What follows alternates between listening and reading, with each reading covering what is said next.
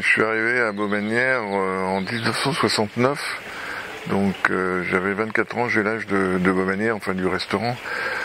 C'est un restaurant qui a été créé par mon grand-père maternel, Raymond Thuillier. En 1942, il est tombé amoureux de ce lieu, il a acheté ce lieu masse.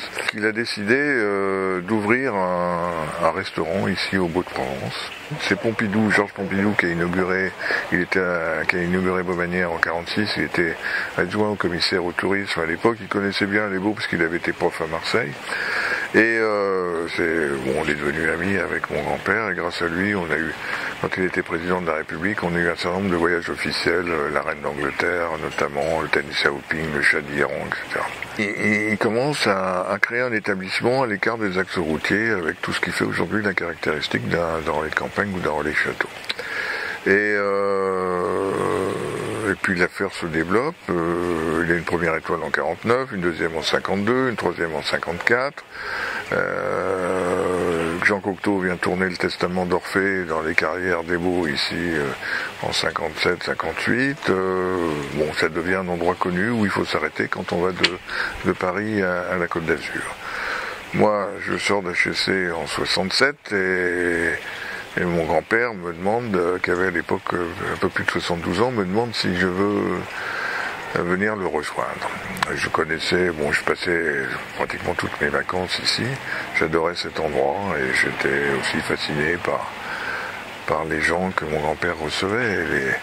Et donc, donc je suis venu, je me suis occupé un peu de ces affaires et très vite j'ai eu envie de faire la cuisine parce que d'abord qu'à l'époque tous les patrons des 3 étoiles étaient des cuisiniers et je lui ai dit qu'il fallait construire, puis ça me plaisait, puis moi j'ai jamais eu de passion pour la gestion propre et la comptabilité encore moins et ce qui m'intéresse en fait c'est de créer. Et donc très vite j'ai eu envie de faire la cuisine, donc je suis allé faire un tour chez Trois Gros, chez Chapelle, chez Berlin, chez Bocuse, chez Girardet.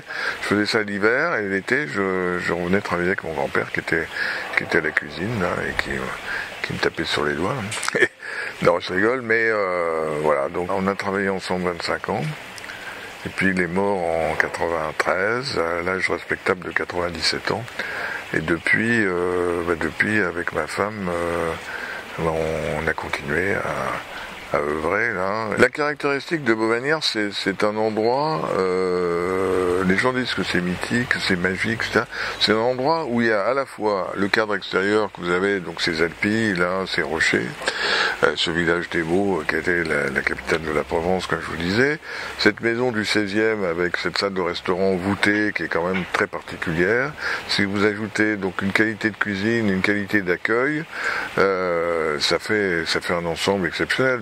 Et en cuisine, des produits sains, des produits frais surtout, une cuisine où l'accessoire ne cache pas l'essentiel, où on est à fond sur le goût d'un produit. C'est-à-dire on mange des petits pois, on mange des haricots verts, on mange du gigot, c'est du gigot.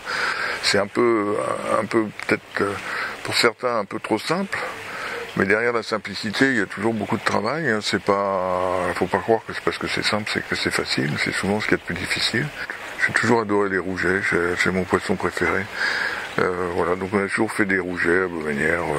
Il y avait des rougets en papillote, il y avait des rougets au basilic, il y avait des rougets.